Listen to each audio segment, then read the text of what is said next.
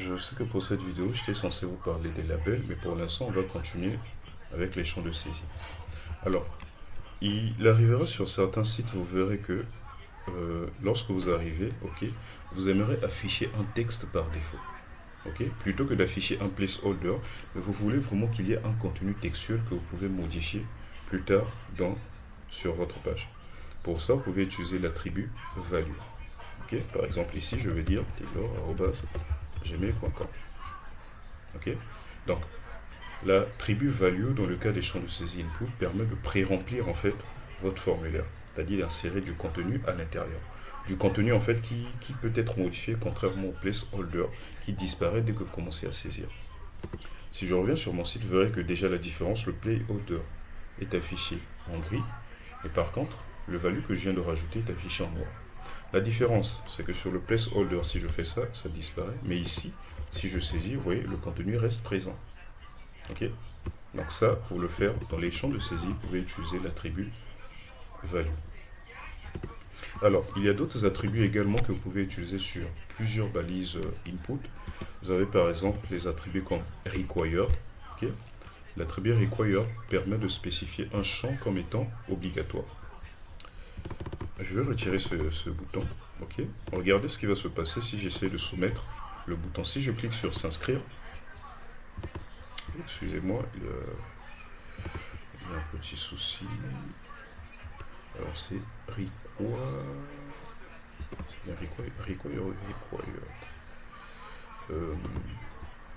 Ah, d'accord, il y a un petit souci. Un petit souci avec... Oh d'accord, ok. Alors, le souci c'était là, ok. Vous allez voir que j'ai spécifié ici l'attribut required. En fait, c'est pour dire que le champ en fait est requis. Sauf que le souci, c'est que là, au niveau du username, j'avais précisé un texte par défaut.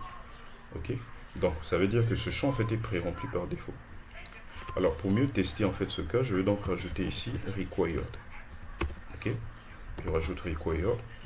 Et lorsque j'arrive ici, si je clique sur s'inscrire, vous voyez qu'il me dit vous devrez renseigner ce champ.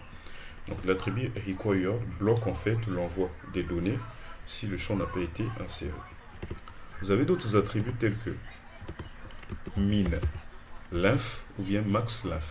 C'est pour spécifier le nombre de caractères, la taille en fait du texte que vous allez insérer, le minimum et le maximum. Ici je peux dire min length, je vais dire 50 par exemple. Ok, et là, ça veut simplement dire si jamais mon champ de saisie n'a pas 50 caractères au minimum, bah, on bloque la soumission. Ok, si je clique ici, là je vais insérer quelque chose. Et si je clique là, alors je pense que j'ai peut-être dépassé les 50 caractères, je sais pas.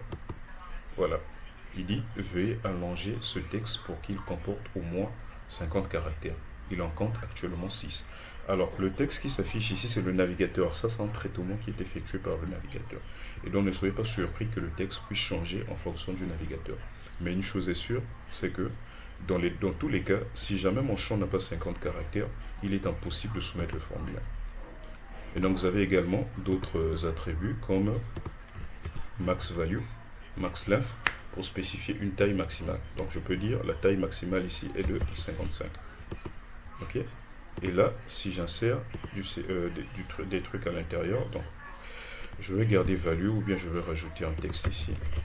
Si je clique sur s'inscrire, il vous dit veuillez allonger le texte pour qu'il comporte au moins 50 caractères. Il en compte. En fait, on va. Je vais saisir. Voilà. Vous voyez que là, si je continue à saisir, mais il ne se passe plus rien. Pourquoi? Parce que j'ai spécifié le nombre de caractères maximal en fait. Et donc, du coup, là, je suis à 50 caractères. Si je continue de saisir, il ne me permet plus. Parce que si je saisis une lettre supplémentaire, bah, je dépasse la limite. Donc en gros, ce sont des propriétés que vous pouvez appliquer pour personnaliser un peu, pour gérer un peu la soumission du formulaire.